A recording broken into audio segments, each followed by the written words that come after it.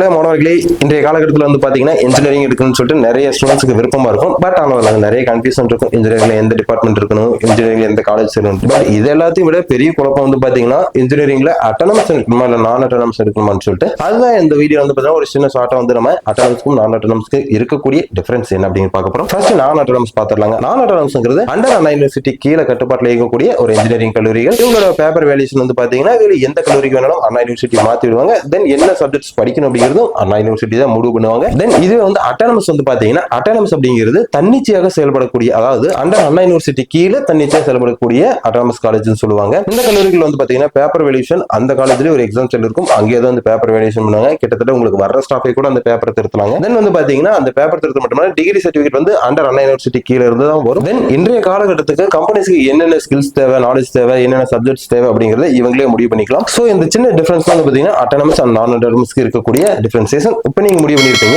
எந்த காலேஜ்ல படிக்கணும் கன்ஃபியூஷனா இருக்கிற உங்களோட ஃப்ரெண்ட்ஸ்க்கு இந்த வீடியோ ஷேர் பண்ணுங்க. தேங்க்ஸ் ஃபார் வாட்சிங் ஸ்டூடெண்ட்ஸ்.